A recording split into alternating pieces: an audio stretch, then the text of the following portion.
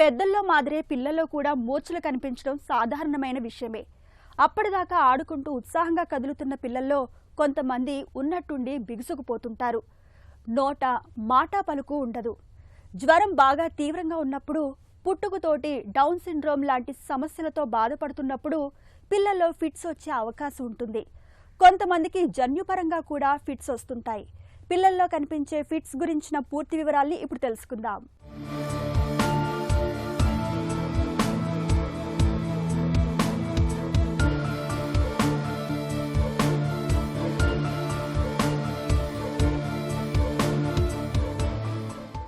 పసిబిడ్డ అంటే పంచప్రాణాలు.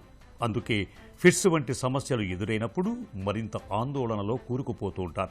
అయితే పిల్లల్లో ఫిట్స్ మరీ అంత అరుదైన సమస్యేం కాదు. ఈ ఫిట్స్లో ఎన్నో రకాలున్నాయి. జ్వరం తీవ్రంగా ఉన్నప్పుడు కొంతమందిలో ఫిట్స్ వస్తే మరికొంతమంది పిల్లల్లో జ్వరం లేకుండానే ఫిట్స్ కనిపిస్తూ ఉంటాయి. జ్వరంతో పాటు వచ్చే ఫిట్స్ కానీ ఇతర కారణాలతో వచ్చే ఫిట్స్ కానీ చూడ్డానికి రెండూ ఒకే రకంగా ఉంటాయి.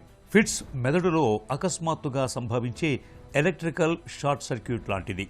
అందుకే ఫిట్స్ వచ్చిన మనిషి చాలా సందర్భాల్లో ఒక్కసారిగా విపరీతమైన కుదుపులకు లోనవుతాడు. కాళ్ళు చేతులు కొట్టుకోవటం, నోట్లో నురగలు రావటం, కళ్ళు తేలేయటం లాంటివి కనిపిస్తూ ఉంటాయి. అయితే అన్నిసార్లు ఫిట్స్ ఇలానే రావాలని ఏం లేదు. మెదడులో ఏ ప్రాంతంలో ఫిట్స్ వచ్చాయనే దాన్ని బట్టి లక్షణాలు కనిపిస్తూ ఉంటాయి.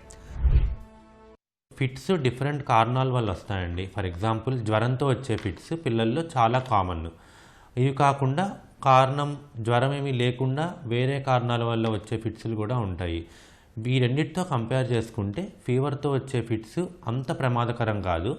అంటే వయసు వచ్చే కొద్దీ వెన్ను ముదిరే కొద్దీ తగ్గిపోద్ది అని అంటారు. సో బ్రెయిన్ మెచ్యూర్ అయ్యే కొద్దీ ఈ ఫిట్స్ అనేవి తగ్గిపోయే ఛాన్సెస్ చాలా ఎక్కువగా ఉంటాయి. సో ఆ ఫీవర్ వచ్చిన టైంలో ఫిట్స్ రాకుండా మనం కాపాడుకుంటే మెజారిటీ ఆఫ్ దెమ్ బాగానే రికవర్ అయిపోతారు. పిల్లల్లో ఫిట్స్ రావడానికి చాలా కారణాలు ఉంటాయి. కామన్గా majority of the parents encounter చేసేది ఫీవర్తో పాటు ఫిట్స్ రావడం.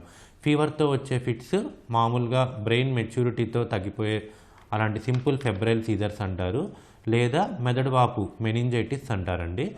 సో మెదడు వాపు లక్షణాలు ఇట్లాంటివి ఏమన్నా ఉన్నా మనకి బాబు మగతగా అయిపోవడము, దాంతోపాటు ఫిట్స్ రావడము, కళ్ళు తేలేయడము, ఫుడ్ సరిగ్గా తీసుకోకపోవడము, ఇలాంటి లక్షణాలు ఉంటాయి. ఇది కాకుండా మన రక్తంలో కాల్షియము, షుగరు, మెగ్నీషియం ఇలాంటి కొన్ని పదార్థాలు ఉంటాయి. ఏ కారణం వల్లైనా ఇవి తగ్గాయి అంటే కనుక ఫిట్స్ అనేవి వస్తాయి.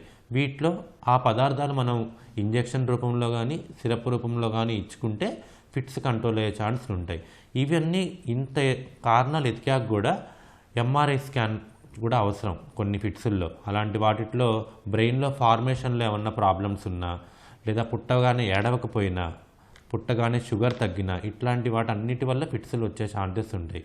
ఇన్ని కారణాల్లో కూడా పిల్లల్లో ఒక 30 to 40% ఆఫ్ చిల్డ్రన్లో కారణం తెలీదు ఎందుకు వస్తున్నాయి. ఎందుకంటే జెనెటిక్ కారణాలు ఉంటాయి కొందరిలో, జన్యుపరంగా కానీ వంశపరంగా వచ్చే ఫిట్స్లు కొన్ని ఉంటాయి. సో కారణం తెలియనిపోయే ఫిట్స్లు కూడా చాలా ఎక్కువగానే ఉంటాయి. కొంతమంది పిల్లలు క్లాస్ రూమ్లో ఏదో రాస్తూ కొన్ని సెకండ్ల పాటు అలా పరధ్యానంలోకి వెళ్ళిపోతూ ఉంటారు. అలా శూన్యంలోకి చూస్తూ లోకంతో ఏ పట్టింపు లేనట్టుగా మారిపోతూ ఉంటారు. అలా బడిలో ఉండగా కొన్ని పదుల సార్లు పరధ్యానంలోకి వెళ్ళిపోతుంటారు. చూడటానికి ఆ పిల్లలకు చదువు పట్ల శ్రద్ధ లేదేమోనని పొరపడే ప్రమాదం ఉంది. కానీ నిజానికి ఇదొక రకం ఫిట్స్ అని చాలామందికి తెలియదు. కొద్దిమంది పిల్లల్లో ఎవరో పట్టి కుదిపినట్టుగా కుదుపులు వస్తూ ఉంటాయి. కొన్నిసార్లు ఇవి చాలా తీవ్రంగా ఉంటాయి. స్పృహ కూడా కోల్పోతూ ఉంటారు. ఇవి కూడా ఒక రకం ఫిట్స్ అనే విషయం చాలామందికి తెలియదు. ఇంకో రకం ఫిట్స్ ఉంటాయి. వీటిలో పిల్లలు అదే పనిగా ఊరికే నవ్వేస్తూ ఉంటారు. అసలు నవ్వుకోవలసిన సందర్భాలేవి లేకపోయినా అదే పనిగా నవ్వుతూ ఉంటారు. వన్స్ పిల్లల్లో ఫిట్స్ వచ్చాయి అనగానే ఎమర్జెన్సీ ట్రీట్మెంట్ సపరేట్గా ఉంటుందండి ఫిట్స్ తగ్గించడానికి. సో ఫిట్స్ వన్స్ కంట్రోల్ అయిపోయాక ఈ ట్రీట్మెంట్ ఎంతకాలం వాడాలి డాక్టర్ గారు అనేది చాలా కామన్ క్వశ్చన్. అది ఎంతకాలం వాడాలి ఏంటి అనేది మనం ఎంఆర్ఐ స్కాన్స్ కానీ, మెదడు పట్టి ఈఈజీ టెస్ట్ అనేది ఉంటుంది. వీటన్నిటినీ చూసుకొని బేబీ వయసు ఎన్ని నెలల ఏ ఏజ్లో వచ్చింది ఇవన్నీ చూసుకొని మనం ట్రీట్మెంట్ ప్లాన్ చేసుకుంటాం. అండ్ ఫిట్స్ కంట్రోల్ చేయడానికి మందులు మనకి చాలా టైప్స్ ఆఫ్ మెడిసిన్స్ ఉంటాయి. ఇవి సిరప్ రూపంలో ఉంటాయి, టాబ్లెట్ రూపంలో ఉంటాయి, కొన్ని పౌడర్ రూపంలో కూడా ఉంటాయి అన్నమాట. సో వీటిని ఎంత మోతంలో ఇవ్వాలి అనేది మీ ప్రిస్క్రైబింగ్ డాక్టర్ గారు చెప్తారు. సో ఏ మెడిసిన్ అయినా చెప్పిన డోస్లో చెప్పిన టైంకి వేసుకుంటే మెజారిటీ ఆఫ్ ద టైం ఆ సైడ్ ఎఫెక్ట్స్ మీ బాబులో కానీ పాపలో కానీ కనిపించే అవకాశాలు తక్కువ. దానికోసమే రెగ్యులర్గా ఫాలో అప్ ఉండి కావాల్సిన చిన్న చిన్న లివర్ టెస్టులు కానీ బ్లడ్ టెస్టులు కానీ చేసుకొని ఆ సైడ్ ఎఫెక్ట్స్ ఏమన్నా ఉన్నాయా లేదా చూసుకొని ఆ మెడిసిన్ని కంటిన్యూ చేయాలా లేదా అనేది డిసైడ్ చేయడం జరుగుతుంది. ఫిట్స్ అంటే కేవలం కాళ్ళు చేతులు కొట్టుకోవటం, స్పృహ కోల్పోవటం, కళ్ళు తేలేయటం లాంటి క్లాసికల్ లక్షణాలే కాకుండా రకరకాలుగా వచ్చే అవకాశం ఉంది. వాటిని గుర్తించటం చాలా ముఖ్యం. పిల్లల్లో వచ్చే ఫిట్స్ చాలా వరకు వయసుతో పాటే తగ్గిపోతూ ఉంటాయి. భయపడాల్సిన పని లేదు.